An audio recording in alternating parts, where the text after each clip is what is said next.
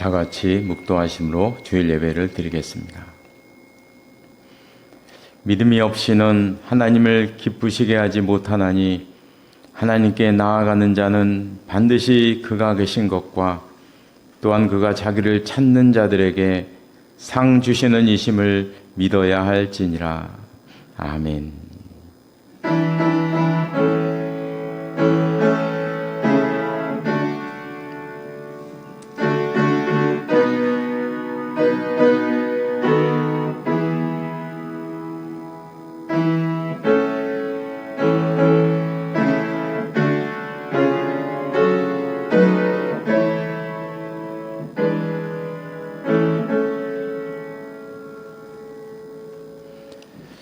모두 일어나셔서 찬송가 70장 부르시겠습니다. 찬송가 70장입니다.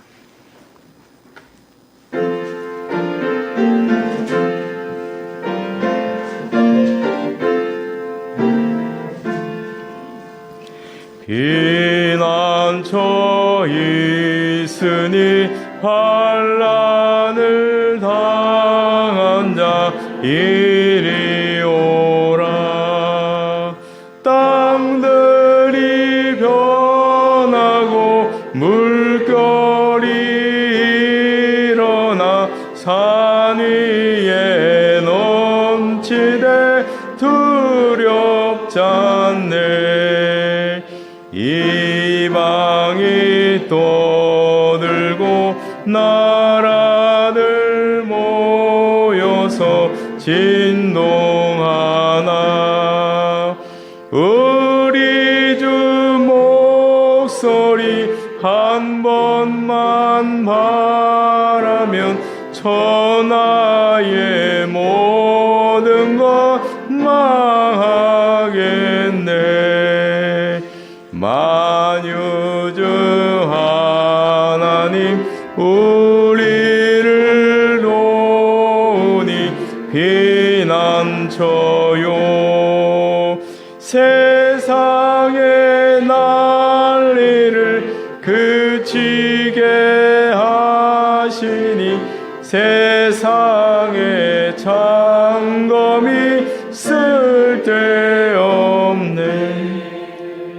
높으신 하나님 우리를 구하니 할렐루야.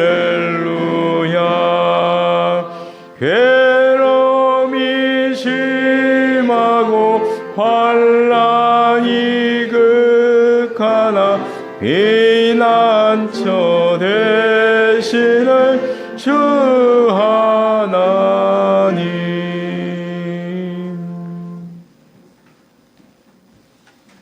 교동문은 129번입니다.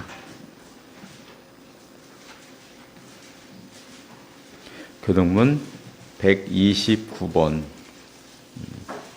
격려주일 말씀입니다.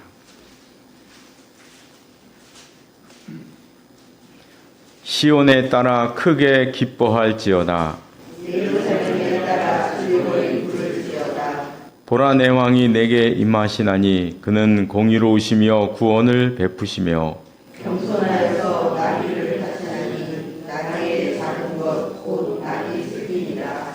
내가 에브라임의 병거와 예루살렘의 말을 끊겠고 전쟁하는 활도 끊으리니 그가 이방 사람에게 화평을 전할 것이요. 그의 통치는 바다에서 바다까지 이르고 앞에서 가고 뒤에서 따르는 무리가 소리 높여 이르되 호산나 다윗의 자손이여 찬송하리로다. 주의 이름으로 오시는 이여 가장 높은 곳에서 호산나 하나라. 아멘. 다 같이 사도신경으로 신앙 고백하시겠습니다. 나는 전능하신 아버지 하나님 전지의 창조주를 믿습니다. 나는 그의 유일하신 아들 우리 주 예수 그리스도를 믿습니다. 그는 성령으로 잉태되어 동정녀 마리에게서 나시고 본디오 빌라도에게 고난을 받아 십자가에 못 박혀 죽으시고 장사된 지 사흘 만에 죽은 자 가운데서 다시 살아나셨으며 하늘에 오르시어 전능하신 아버지 하나님 우편에 앉아 계시다가 거기로부터 살아있는 자와 죽은 자를 심판하러 오십니다. 나는 성령을 믿으며 거룩한 공교회와 성도의 교제와 죄를 용서받는 것과 몸의 부활과 영생을 믿습니다. 아멘. 예, 자리에 앉으시기 바랍니다. 예, 우리가 이 시간에는 이제 사도신경을 보고 있는데요. 사도신경의 두 번째 말씀은 예수님에 대한 말씀입니다. 나는 그의 유일하신 아들 우리 주 예수 그리스도를 믿습니다. 이 말씀을 가만히 보면 두 가지 부분으로 나뉘죠. 그래서 나누면 첫 번째 고백은 나는 예수님이 하나님의 유일하신 분임을 믿습니다. 이게 이제 첫 번째 고백이고, 두 번째는 나는 예수님이 우리의 주님이시고 그리스도이심을 믿습니다. 이렇게 이제 두 부분으로 우리가 나눠볼 수가 있습니다. 그래서 이제 우리가 두 번째로 들어갔는데, 마침 오늘과 내일이 다음 주가 종료주일과 부활주일입니다. 그래서 이 종료주일과 부활주일은 예수님의 그 생애와 사역 가운데서 가장 중요한 두 부분이기 때문에 오늘은 이제 종료주일에 대해서 잠깐 보도록 하겠습니다. 종료주일은 다 아시는 것처럼 우리 예수님께서 나귀를 타시고 예루살렘 성으로 이렇게 입성하시는데 많은 사람들이 나와서 종려나무 가지를 흔들면서 예수님을 환영했잖아요. 그래서 이제 종료주일이라 이렇게 이야기를 하고 있습니다. 그래서 이 종료주일이 가진 의미가 너무나 크기 때문에 지금도 예루살렘에서는 오늘을 기념해서 바로 오늘 이 종료주일에 세계에서 수많은 사람들이 모여서 종려가지 나무를 흔들면서 예수님께서 갔던 그 길을 따라가면서 그 종료주일에 행사를 하거든요. 근데 올해는 그래서 이제 전쟁이 일어나가지고 하는지 안 하는지 모르겠어요. 하는지 안 하는지 모르겠는데 그래도 소규모라도 하지 않을까 그런 생각이 듭니다. 이 종료주일이 왜 중요한가? 바로 이 예언 때문이죠. 바로 이 예언 때문. 메시아 예언 가운데서 메시아는 어떤 분인가? 그 얘기가 나오고 있잖아요. 그분이 우리의 왕으로 임하시는데 나귀 위에 작은 것, 나귀 새끼를 타신다는 이제 이 말씀. 이 메시아 예언의 이 말씀을 이룬 날이 종료주일이기 때문에 종료주일이 그렇게 중요한 것입니다. 예수님께서 말을 타시지 않고 나귀를 타셨다. 말과 나귀를 이렇게 비교해서 하시는 내용을 들었는데요. 예수님께서 잡히시고 돌아가실 때 가룟 유다를 비롯해서 많은 사람이 예수님을 떠났죠. 떠난 이유가 오늘 여기 영상에 나왔어요. 그러니까 예로부터 많은 사람들이 메시아를 기다렸을 때 그 메시아는 로마의 압제에서부터 자기를 구원해 줄 그런 능력 있는 왕으로 생각을 했었거든요. 그런데 예수님은 전혀 다른 모습으로 오셨기 때문에 그들의 입장에서는 배신감 때문에 예수님을 판 것이고 그렇게 이제 예수님을 버린 것으로 이렇게 우리가 볼 수가 있습니다.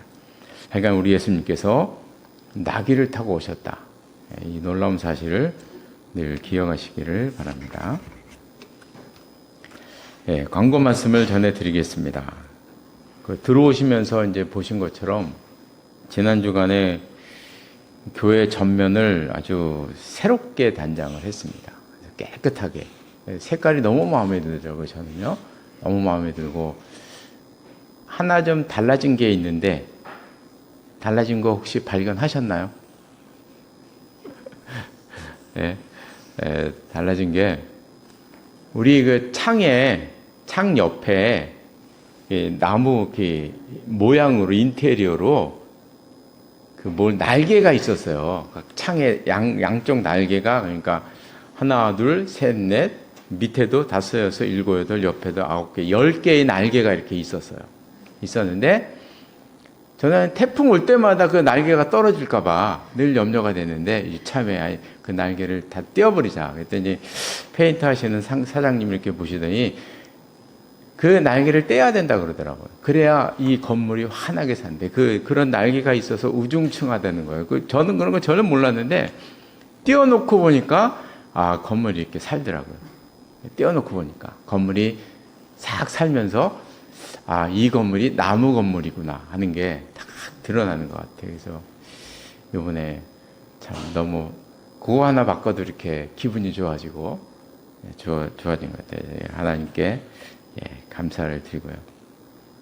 그래서 오늘은 이제 종료주일이고 다음 주일은 부활주일입니다. 그래서 부활주일을 기대하는 마음으로 지내시는 우리 성도님들 되시기를 바랍니다. 잠깐 기도하시겠습니다. 허물과 죄로 죽었던 저희들을 구원하시기 위해서 예수님을 이 땅에 보내주신 하나님 아버지, 오늘은 예수님께서 어린 나귀를 타시고 예루살렘 성에 입성하신 종료주일이고 이번 주간은 예수님의 고난을 기억하는 고난주간입니다. 우리 예수님께서 군사들에게 잡히셔서 골고다 언덕에 오르시고 십자가에서 돌아가신 모습을 기억합니다. 예수님께서는 고난 중에 계셨는데 제자 중에 하나는 예수님을 팔았고 또 하나는 예수님을 3번이나 부인했고 나머지는 뿔뿔이 도망갔던 것도 기억합니다. 오늘 살아가는 저희들도 연약해서 그런 제자들과 다를 바 없는 삶을 살아갈 때도 많이 있는 것을 고백하지 않을 수가 없습니다. 저희들에게 은혜를 주셔서 예수님께서 제자들의 발을 씻기신 그 겸손과 섬김을 본받게 하시고 예수님께서 제자들을 용서하신 것처럼 저희들도 서로 용서하며 사랑하며 살아갈 수 있도록 인도하여 주시옵소서. 또 이 시간에 말씀으로 은혜를 받기를 원합니다. 저희들에게 여러 가지로 말씀하시고 그 교훈을 통해서 하나님의 뜻을 발견하는 귀한 시간이 되게 하여 주시옵소서. 예수님의 이름으로 기도드리옵나이다. 아멘.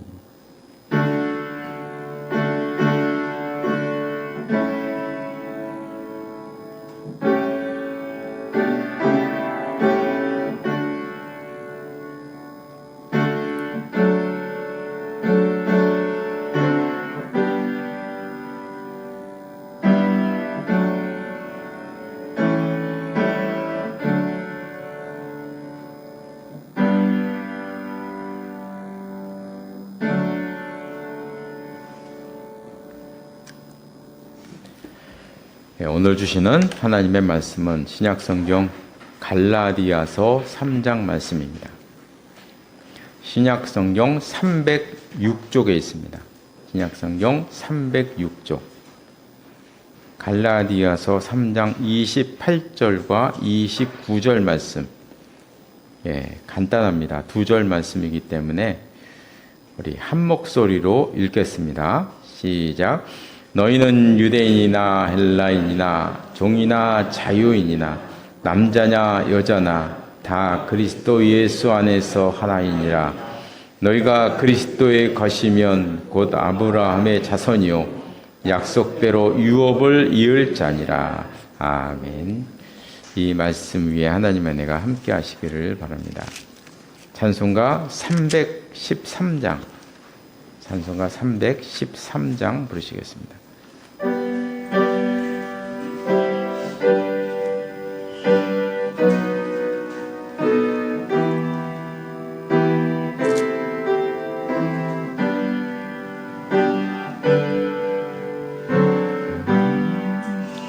내 임금 예수 내 주여 이제이니 주님 앞에 한없는 은혜 받고서 내 생명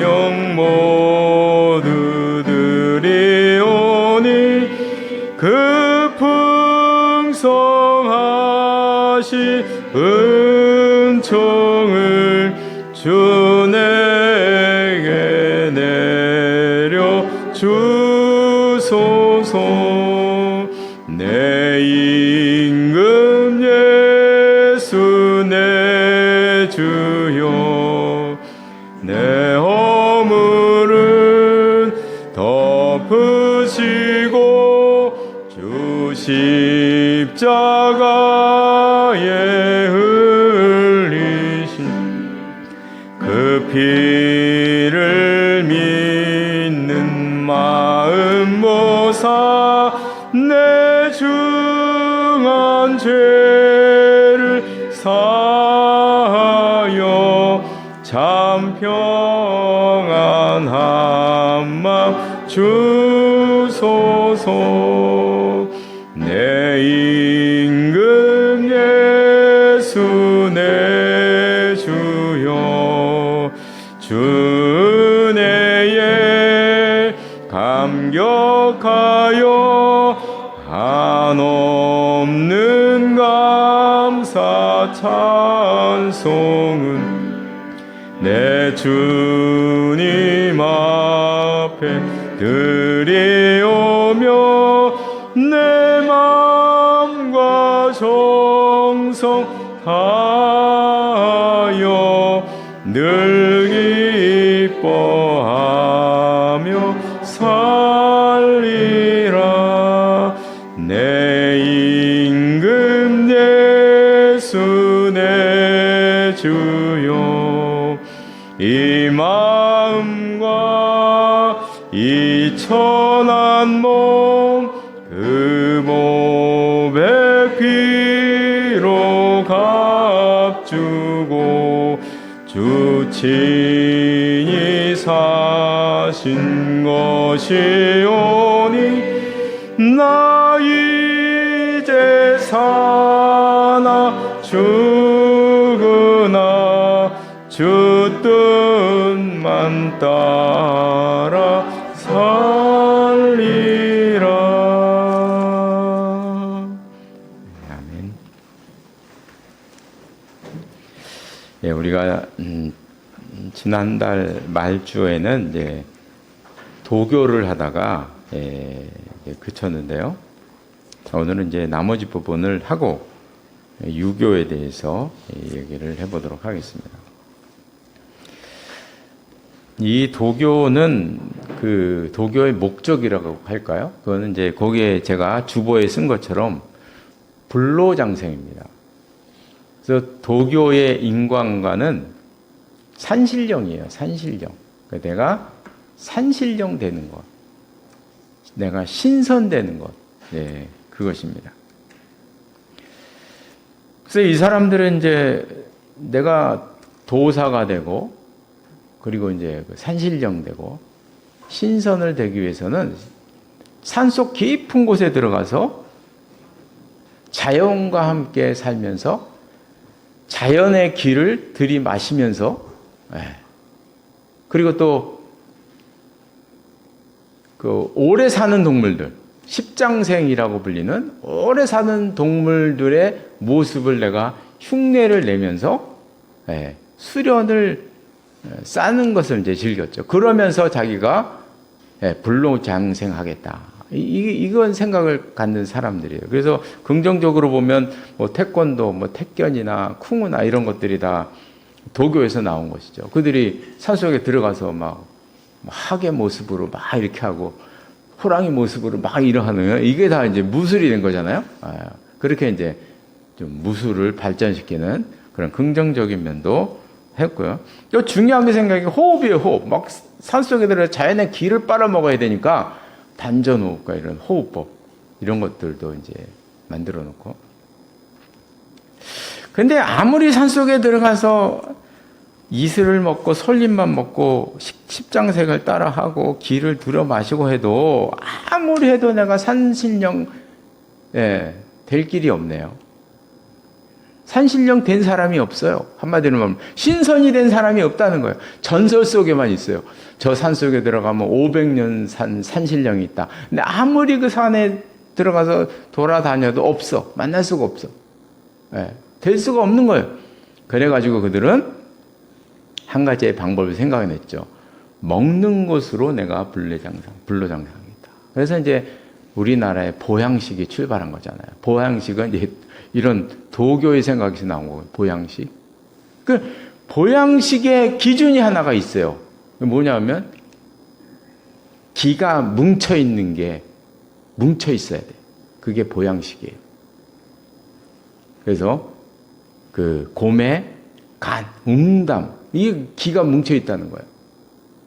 그리고 또 그 사슴의 뿔 기가 뭉쳐 있다는 거예요. 이게 기가 뭉쳐 있기 때문에 그렇게 됐다는 거죠.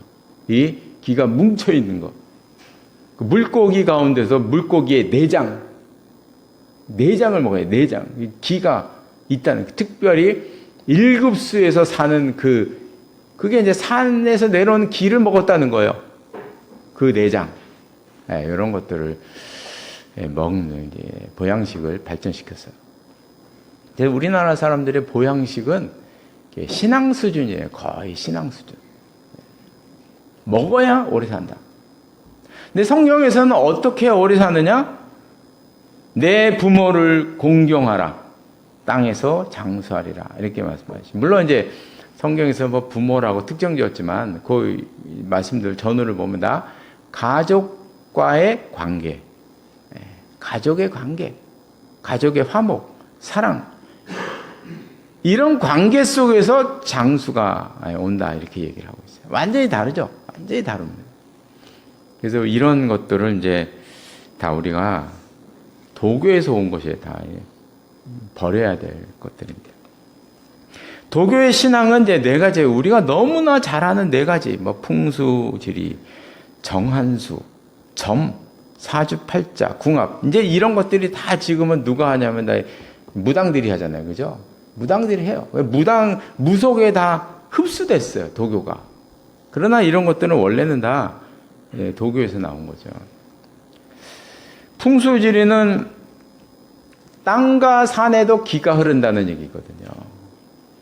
기가 흘러나온다는 거예요. 그래서 그 기가 흘러나오는 방향을 잘 타서 대문을 짓고 집을 짓고 그렇게 살아야 한다. 뭐 그런 내용이잖아요. 그죠? 그런 내용이죠.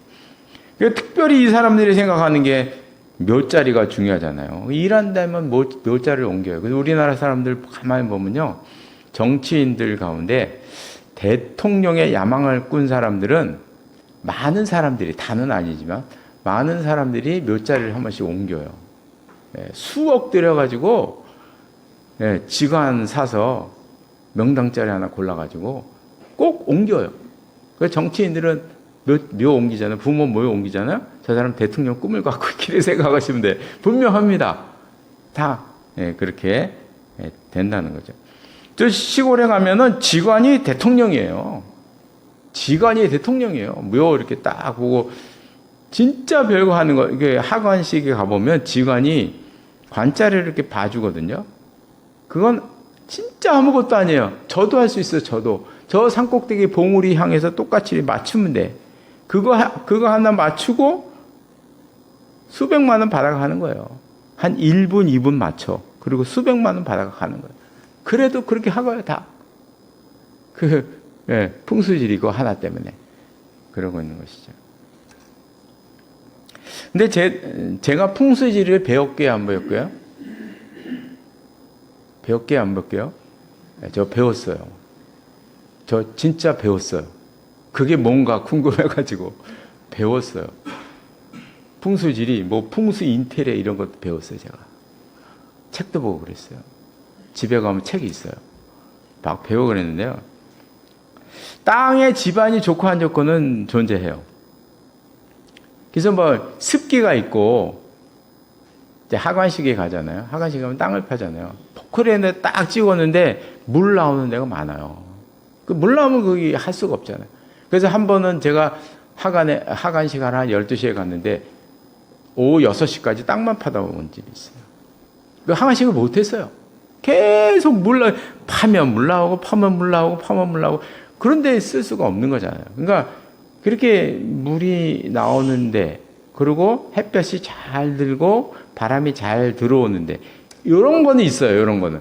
그런데 이런 것들을 가지고 문제는 신앙화시킨다는, 자꾸 신앙화시킨다는 거예요. 그 신앙화시켜서 돈벌이 하는 사람들이 있다는 거죠. 여기에 문제가 있는 거예요. 그래서 우리가 풍수지를 생각하면 외국을 생각하시면 돼. 이런 거는요. 한번 외국을 생각해 보면, 외국에는 예로부터 공원묘지가 있었잖아요. 그죠? 마을 묘지가 있어요. 마을마다 묘지가 있어요. 그럼 그 마을 사람들은 대대로 그 마을 묘지에 묻히는 거예요. 바로 옆에 있어요. 마을 묘지가. 다 똑같이 묻히잖아요. 그 운명이 다 똑같은가요? 한번 생각을 해보세요. 그렇죠? 우리나라도 지금 공원묘지에 사람들이 묻잖아요. 그럼 공원묘지에 묻는 그 수많은 사람들 다 그럼 그 후손들이 다 똑같은가요? 말도 안 되는 얘기를 하는 거잖아요. 말도 안 돼요.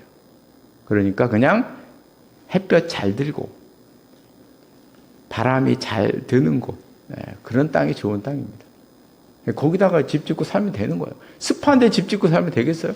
그러니까 상식적으로 생각해야지, 이거 신앙화시키면 안 된다. 제가 풍수지리를 공부하고 막 돌아다니면서 그것도 보고 그랬어요.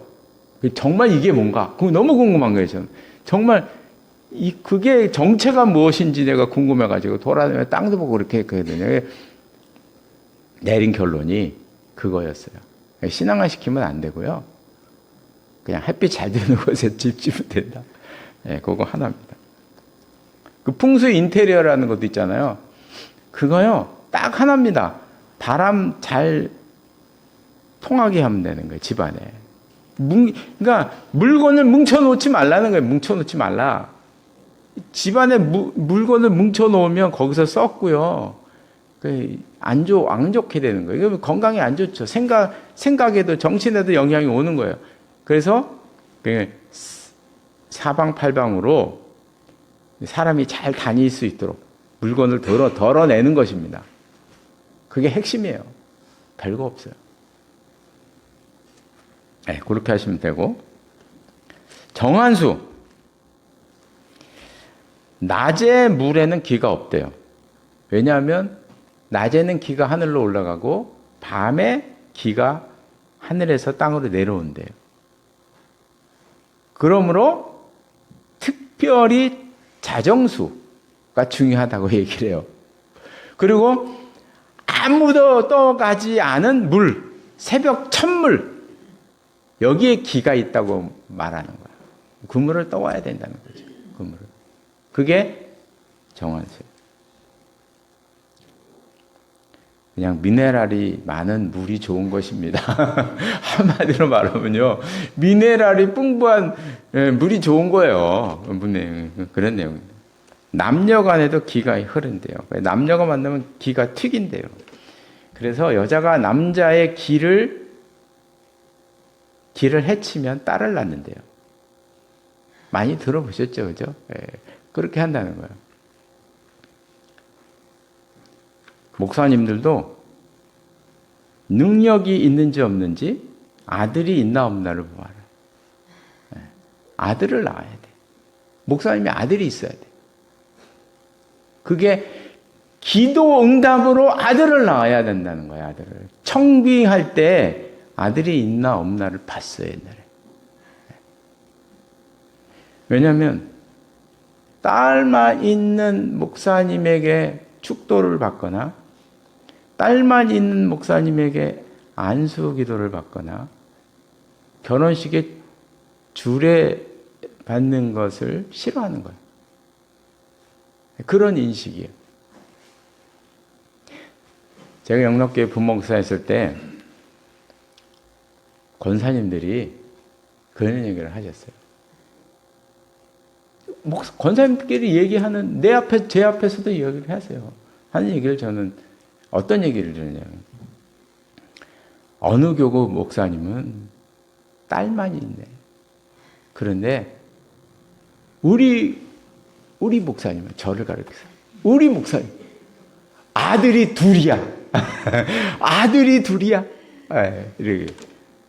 그러니까 딸만 있는 목사님에게 주례받기 싫다는 거예요. 그런 인식들이 있었어요. 그 아들라 목사님 믿는 이런 것들. 이게 다 이제 이런 것들이 영향이에요. 그리고 점이 있는데요. 이 점이 또 우리 한국 교회는 예언 기도를 이렇게 살짝 들어왔잖아요, 그죠? 예언 기도라는 이름으로 살짝 들어왔어요. 그래서 예언 기도를 받으려고 이제 기도 제목을 내놓은 걸 보면은 어떤 내용이냐면 이런 내용들이에요. 누구랑 결혼하는 것이 하나님의 뜻일까요? 뭐 이런 거. 어느 대학에 원서를 넣는 게 하나님의 뜻일까요? 이런 내용. 어디에 가게를 내야 될까요? 이런 거. 요건요. 다 그냥 그 점 볼 때 돈 부주 놓고 보는 거랑 똑같은 내용이에요. 그게 점이 예언 기도라는 이름으로 교회에 들어온 거예요, 그게. 그럼 이런 기도 제목에는 어떤 이제 생각이 있냐면요. 다른 길로 가면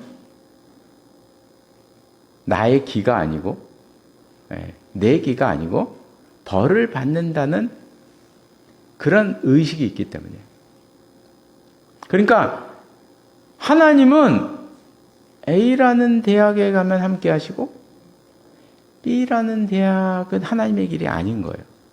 그런 인식이 있는 거예요. 은근히, 그 마음속에 은근히 있는 거예요. 근데 성경에서 우리에게 말씀하신 하나님은 그런 하나님이 아니죠. 하나님은 A라는 대학 가도 함께 하시고, B라는 대학을 선택해서 가도 함께 하시고,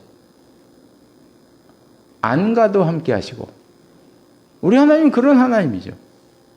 네. 그러니까 자꾸 기도 제목을 그렇게 아까 말씀드린 그런 식으로 누구랑 결혼해야 하나님의 뜻일까요? 어느 대학을 가야 되고 가게를 어디에다 내야 되고 이런 얘기는요 전부 다 점입니다. 그건 기도 제목이 아니에요. 그런 기도 제목은 없는 거예요. 하나님께서는 우리들에게 우리 인생을 맡기신 것이에요. 그러니까 우리는 내가 선택하면서 개척하며 나가는 것이 하나님의 뜻인 것이지, 그게 신앙인의 모습이지, A냐 B냐를 자꾸 놓고 기도하는 것은 그거는 무속적이고 오늘 보는 도교적인 관점에서 보는 것, 그런 생각은 버려야 됩니다. 인생은 하나님께서 나에게 맡기신 것이에요. 내가 선택하며 사는 것입니다. 그럼 내가 무슨 일을 선택하든지 하나님은 나와 함께 하실 것입니다. 그 다음 마지막으로 이제 사주팔자가 있죠. 사주팔자. 저도 이것도 궁금해갖고 배우려다가 안 배웠어요. 너무 복잡해요. 시간이 많이 걸릴 것 같아서 이거는 내가 안 배웠어요. 안 배웠는데 한번 우리가 이제 상식적으로 한번 이제 생각을 해보는 거예요. 이런 것도.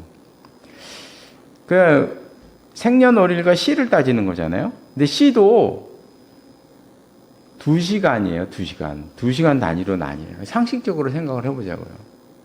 그럼 그 2시간 동안에 태어나는 사람들이 얼마나 많을까요? 우리가 이제 우리나라만 생각하지 말고 전 세계로 한번 펼쳐볼까요? 네. 이재명 대통령이 대통령 될 상인지 어쩐지 전 잘 모르겠어요. 이재명 대통령을 한번 기준으로 놓고 이재명 대통령이 태어날 때 전후로 해서 2시간 안에서 태어난 수많은 사람들이 전 세계에 있을 거예요. 그죠? 네. 아프리카에도 있겠죠? 그러면 극단적으로 생각해보면 아프리카에서 태어난 이재명 대통령과 함께 태어난 그 시에 그 2시간 동안 태어난 아프리카 사람들 수없이 많았겠죠. 그죠? 네. 그 사람들은 다 어떻게 됐나요? 도대체 그 사람들은 다 어떻게 된 거예요? 다 대통령 되고 뭐 장관 되고 다 뭐 됐나요? 네. 아니잖아요.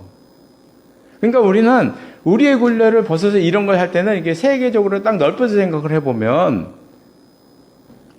그러니까 이런 거의 문제점은 뭐냐면 항상 얘기를 할 때는 거기에 맞는 사람들만 얘기한다는 거예요. 맞는 사람들만.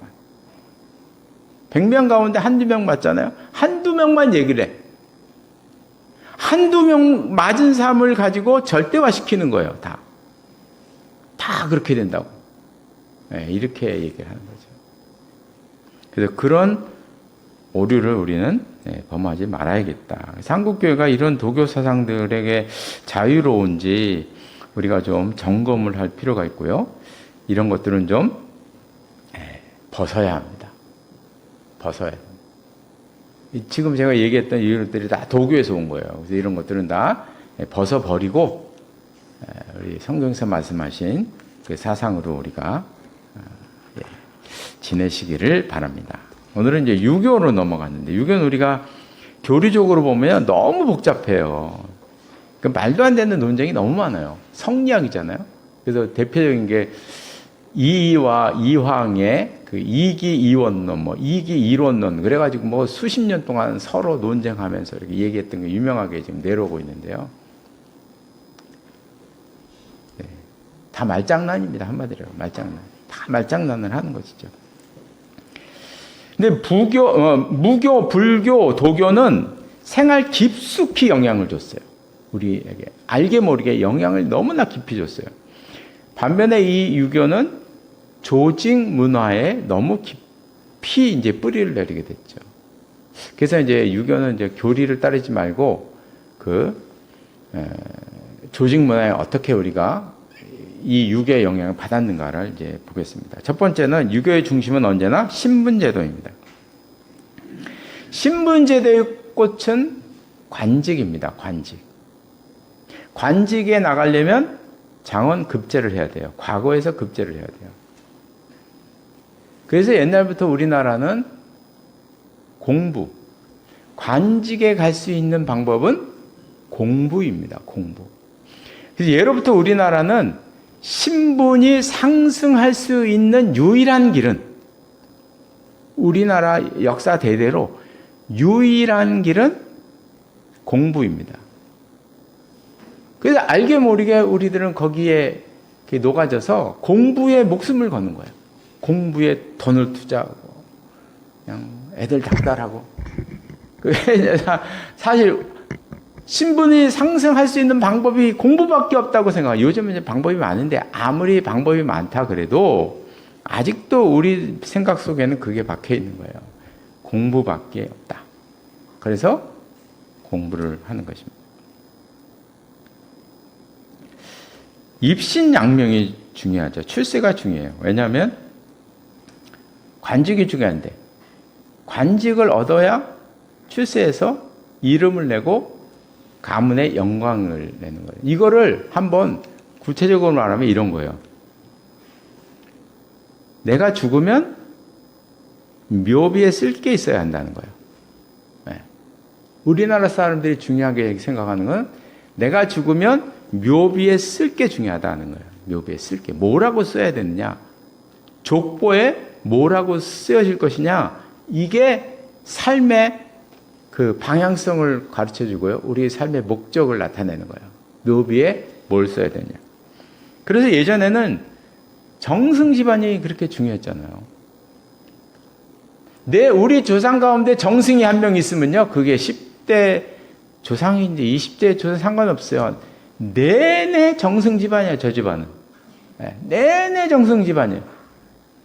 그 장관을 해도요, 1개월만 장관하고 떨고 나도 평생 장관이야, 그 사람은요. 평생 장관. 장관님, 그렇게 불러요. 장관. 이런 의식 때문에 우리나라는 자기 위치를 드러내는 것이 중요해요. 자기 위치를 드러내는 게 중요해요. 그래서 제일 중요한 게 직함이고, 또 이것이 이제 생활 속에도 이렇게 나타나잖아요. 차 종류가 중요해요. 차종이 중요해요. 왜냐하면 나를 드러내는 것이니까. 차종이 중요해요. 아파트 평수가 중요해요. 그 애들도 친구끼리 아파트 평수에 따라 친구가 나뉜다잖아요. 그죠? 이게 우리는 모르는 사이에 애들한테 그대로 가는 거예요. 나타내는 게 중요한 거예요. 이런 결과 나타나는 현상은 갑질입니다. 우리나라는 그냥 갑질이 당연시되는 사회예요. 요즘 들어서 이제 뭐 난리 나지, 우리나라는 원래부터 갑질은 당연한 거라고 생각을 한 그런 의식을 갖고 있었어요. 갑질. 갑질이 일어나는 이유는 무엇이냐? 간단히 말하면 어떤 사람을 대변하는 것은 직함이라는 생각을 갖고 있기 때문이에요. 직함. 우리가 이제 서양 사람들하고 이렇게 비교해 보면 서양 사람들은 이름이 중요해요. 이름을 불러요. 미스터 오바마 이렇게 불러요. 미스터 오바마 이렇게 부르잖아요. 미스터 트럼프 이렇게 불러요. 이름을 불러요. 그 사람의 인격, 이름 속에 담긴 인격을 중요하기 때문에 이름을 부르는 거예요. 미스터 오바마 이렇게. 유명한 오바마를 얘기하는 이유가 있어요. 이 사진 때문에. 유명한 사진 있잖아요. 백악관에서 오바마가 대통령을 할 때 청소하는 분하고 인사를 하는 거예요. 이게 주먹쥐고 딱 인사하는 장면이죠. 유명하잖아요. 그래서 이 사진하고 짤이 돌아다니는 우리나라 사진이 하나가 있어요. 국회의원 사진. 우리나라 국회의원이 국회 청소하는 분을 어떻게 대할까요? 어떻게 대할까요? 그 사진이에요. 사진. 그 비교해서 딱 나왔어요. 어떻게 대하는가.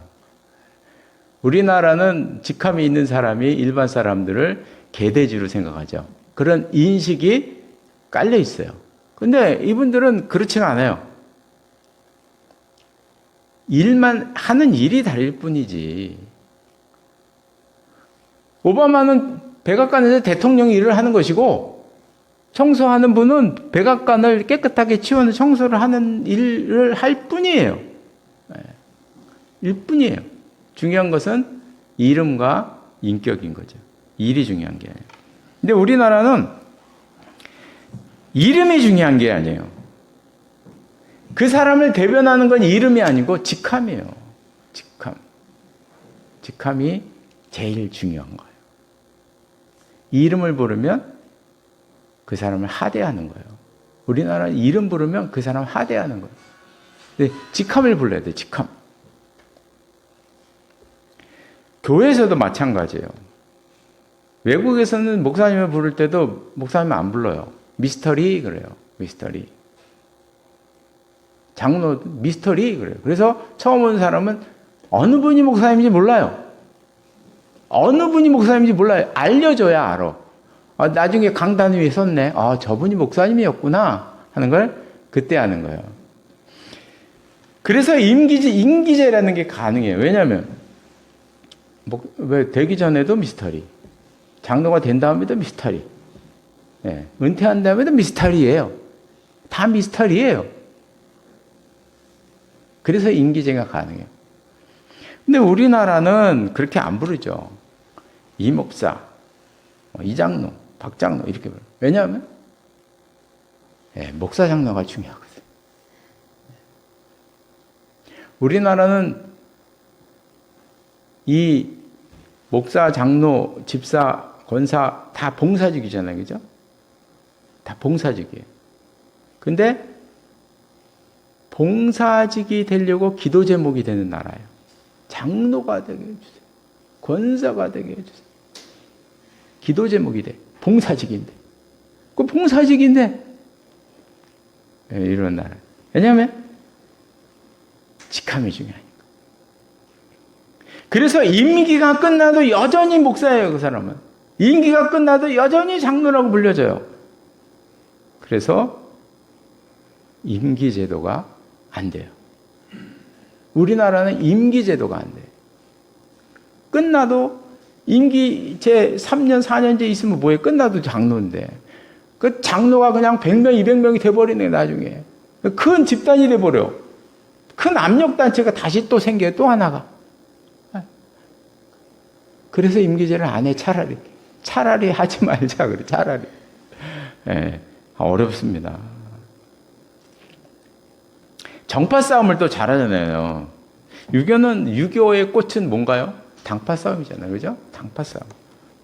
매 시대마다 정파 싸움을 하는데 우리나라의 무속 신앙이 뿌리를 내린 이유 중에 하나가 이 관직을 가진 사람들이 서로 그냥 지네끼리 당파 싸움 하다 보니까 그 일반 백성들을 보살피지 못한 거예요. 일반 백성들은 어디 가서 하소연할 수가 없어. 그 어디 가서 하소연하겠어요? 무당한테 가서 하소연하는 거예요. 그래서 무속이 깊이 우리나라에 뿌리 내린 이유가 이 정파 싸움 때문이었거든요. 그래서 우리나라 교회도 정파 싸움이 너무 많아요. 장로교가 대표적이죠.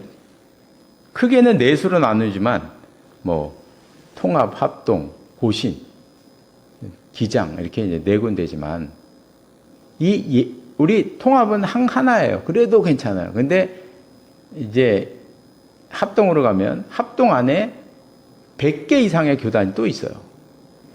싸워갖고 계속 싸워서 이제 나눠진 거예요. 그래서 이거 보면은 우리나라 주요 교단의 주요 교단의 마크예요. 마크만 모은 거예요. 주요 교단들만 이렇게 있어요. 그러나 안에 들어가면 수백 개의 교단, 이 개수를 셀 수가 없이 많은 교단들이 있어요. 다 근데 이렇게 교단이 나뉘면 어떻게 나뉘냐면요. 예수교 장로, 한쪽은 예수교 장로회, 예수교 감리회, 예수교 침례회 이렇게 나눠요. 또 한쪽은 기독교 장로회, 기독교 감리회. 기독이란 말은 그리스도란 말이잖아요. 그죠? 예수, 한쪽은 예수, 한쪽은 그리스도. 그래서 외국 사람들이 그렇게 얘기해요. 우리나라는 한국교회는 예수와 그리스도가 싸운다. 이렇게 얘기를 해요. 예수와 그리스도가 싸워요. 나누면 항상 한쪽은 예수교, 한쪽은 기독교 장로회, 기독교 감리회 이렇게 나뉘니까 이 한국교회는 예수와 그리스도가 싸운다고. 이렇게 이제 얼마나 많은 이 편말이 있어요. 그래서 힘이 없어요. 영향이 없어요. 왜냐하면 누가 지도자인지 몰라. 개신교회는요. 누가 지도자인지 몰라요. 대통령이 부를 때 누구를 불러야 되는지 몰라. 그런 거죠. 마지막으로 이제 싸우지 말아야 돼요. 진짜. 정말 문제예요. 여필 정부가 있죠. 여자는 평생 세 남자를 따릅니다. 어릴 때는 아버지, 결혼해서는 남편. 남편이 죽은 다음엔 아들을 따라야 한다. 우리나라 사회는 갑과 을의 사회입니다. 관직 사회이기 때문에 예로부터 갑과 을의 사회예요. 인격 위에 직함이 존재하는 나라예요. 이렇게 갑을 관계를 따지면 가장 강한 갑은 남성이고요. 우리나라 역사상 가장 약한 을은 여성입니다. 가정에서 일어나는 모든 일 가운데 90% 정도는 남자의 갑질로 일어나는 거예요. 지금은 다른가요? 지금은 다를까요? 전혀 그렇지 않습니다. 지금도 마찬가지입니다. 남자의 갑질로 인하여 일어나는 일들이에요. 거기가 처음 발생하는 일들이에요. 동의들 하시죠, 그죠? 그렇게 일어나는 것이. OECD 국가 중에 여성임금 최하위, 여성인권 최하위. 제가 20년 전에 중국을 갔어요. 중국을 갔는데 중국 가서 그 거기에는 지방 교회를 다스리는 중심교회라는 교회가 있더라고요. 우리나라 말하면 총회장, 노회장급 되는 교회가 따로 있더라고요. 그리고 이제 나머지 교회가 있고 이런 체계로 되어 있는데 그 지방의 중심교회의 담임 목사님을 만날 일이 있었어요. 저는 그분을 만나고요. 깜짝 놀랐어요. 여자 목사님이셨어요. 우리가 중국을 공산당이라고 막 그러잖아요. 그렇죠? 저도 싫어해요. 싫어하는데 여성 인권은요. 우리나라보다 훨씬 앞섰어요. 중국이. 훨씬 앞섰어요. 비교가 안 될 정도. 우리는 지금도 여자 목사, 여자 장로 안수 안 주는 교단이 많아요. 여러 가지 이유를 대면서 갑질을 해야 되는 거죠. 많아요. 그런데 중국은요, 20년 이전에 벌써 노회장, 총회장이 여자 목사님이셨어요. 놀랍죠? 전 깜짝 놀랐어요. 그분의, 그 목사님의 얼굴을 좀 잊혀지지가 않아요. 너무 놀랐어요. 우리나라 모든 조직은 남자들이 만든 것입니다. 여성들이 남자들이 만든 조직 굴레에서 벗어나질 못해요. 수천 년 동안 남자들의 갑질을 당해 왔어요. 이 정도면요, 여성 민중 봉기가 일어나야 됩니다. 제 생각에는요, 그렇게 당했으면 여성 민중 봉기 정도는 일어나야 정상인 거예요. 안 일어나요. 왜 그럴까요? 그 이유 가운데 하나는, 제가 발견한 하나는, 제가 성도님들을 많이 이제 신방 다니고 얘기하면서 제가 아는 거예요. 여필 종부 사상이 여성들에 의해서 강화되더라. 우리 여성들이요, 반성하십시오. 여성에 의해서 여필 종부가 강화돼요. 엄마가 딸을 가르칠 때 을로 살도록 가르쳐요. 아들을 가르칠 때는요, 갑으로 살도록 가르쳐요. 근데 딸을 가르칠 때는 을로 살도록 가르쳐요. 여기에 문제가 있습니다. 우리 부모님들은요, 우리들은 그러면 안 돼요, 그럼요. 왜 딸을 을 사도록 이렇게 얘기하냐고, 이게 가르치냐고, 어릴 때부터. 문제가 심각하죠. 문제가 심각합니다. 제가요, 이거 얘기 안 하려고 했는데, 제 얘기하면, 제가 어느 집에 갔는데, 남자가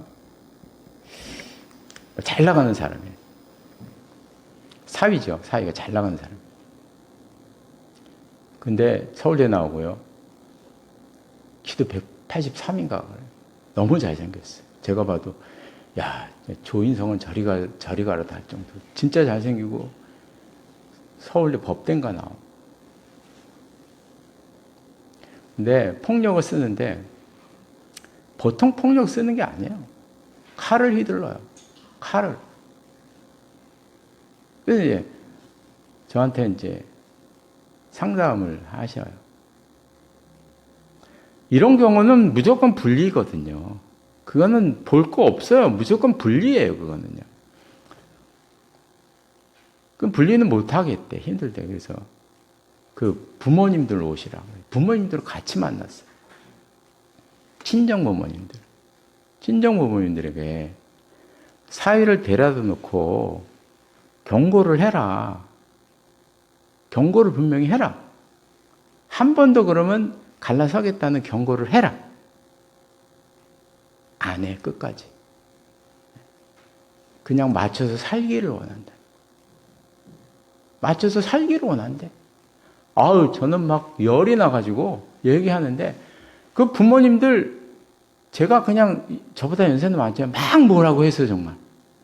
아니, 지금 딸이 죽게 생겼는데, 아니, 딸이 저 지경인데 어떻게 그럴 수 있느냐. 막 그냥 열이 나가지고, 말도 안 된다, 말도. 그냥 그랬어요. 그러니까 이제 부모님이 그래요. 그러면 내가 사위 만나서 얘기하겠다. 그렇게 했느냐, 안 했는지 모르겠어요, 그 다음에. 이렇다니까, 예? 이런 집이요, 많아요. 왜 딸을 을을 살도록 만드냐, 가르치냔 말이에요, 자꾸. 그러지, 안 해야겠다. 저는 또 가장이라는 말 자체에 문제 있다고 많이 얘기하잖아요. 남편이 가장이야. 예, 그래요. 그러면 부인은 뭔가요? 남자가 가장이에요. 그럼 여자는 뭐예요? 종이란 얘기인가요? 비서인가요? 도대체 뭐라는 얘기예요? 가장이라는 말, 사상 자체가 없어져야 돼요. 교회도 마찬가지예요. 부인들의 최대 목적이 뭔지 아세요? 기존 교회들. 최대 목적은요, 남편 장로만 되는 거예요. 믿음은 여자가 더 좋은데, 여자가 더 많고, 교회에 여성이 더 많고, 믿음은 여성이 더 좋은데, 믿음 없는 남자 장로만 되는 게 평생의 소원이라니까요? 평생 기도예요, 그게. 기도 제목이에요, 기도 제목. 얼마나 잘못된 건가요? 얼마나 잘못돼서. 그러니까 교회가 이상한 데로 가는 거예요, 자꾸. 교회가 정치 싸움하고 갈등이 있는 이유는 하나예요. 믿음 없는 장로들이 남자들이 장로가 되니까는. 왜 누가 그래요? 여자들이 장로를 만드는 거예요, 이렇게. 그게 기도 제목이에요. 세상에 이런 일이 어디 있어요. 이런 일이. 정신 차려야 돼요, 우리가. 우리 자신부터 정신 차려야 돼요.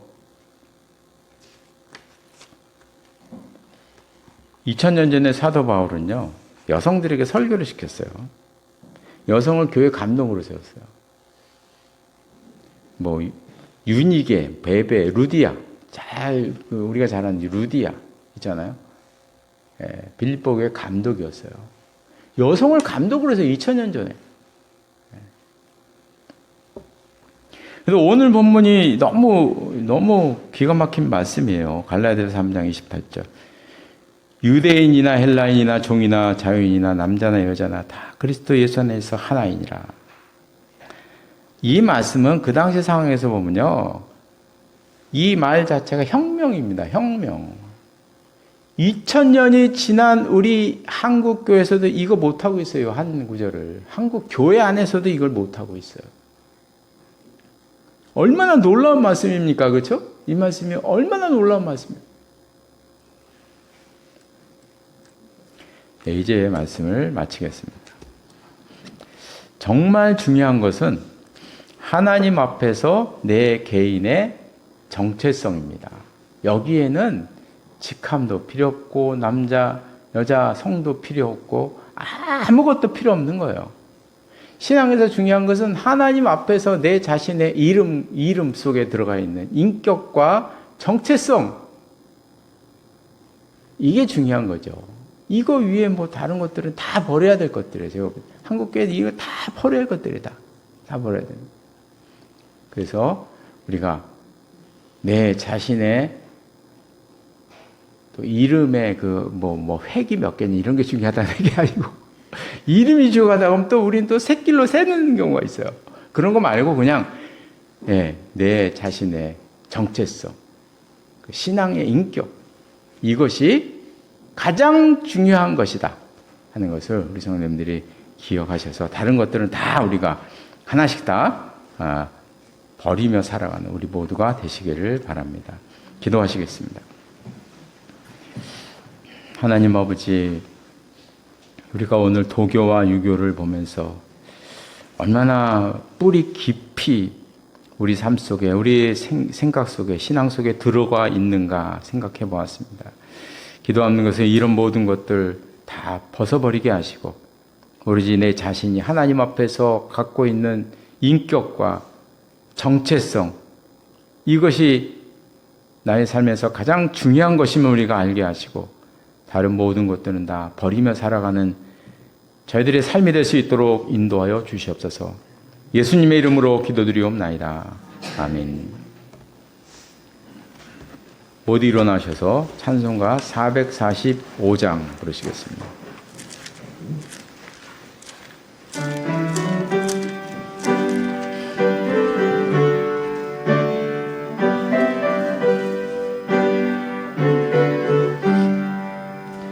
대산을 넘어 목에 가도 빛 가운데로 걸어가면 주께서 항상 지키시기로 약속한 말씀 변치 않네.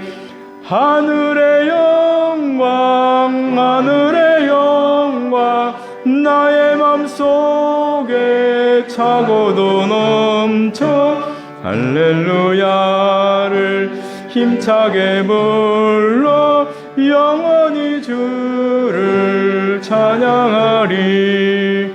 캄캄한 밤에 다닐지라도 주께서 나의 길 되시고 나에게 밝은 빛이 되시니 길 잃어버릴 염려 없네.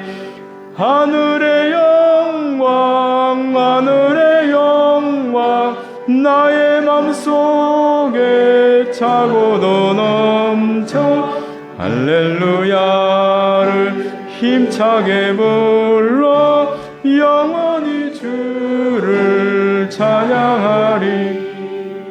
광명한 금인 마음에 받아 찬란한 천국 바라보고 할렐루야를 힘차게 불러 날마다 빛에 걸어가리. 하늘의 영광 하늘의 영광 나의 맘속에 차고도 넘쳐 할렐루야를 힘차게 불러 영원히 주를 찬양하리. 기도하시겠습니다. 지금은 우리 주 예수 그리스도의 은혜와 하나님 아버지의 극진하신 사랑하심과 성령의 교제하심과 교통하심이 이 자리에 나와 예배드리니까 하나님의 사람들과 가정과 기업 위에 항상 함께 하시기를 간절히 축원하옵나이다. 아멘.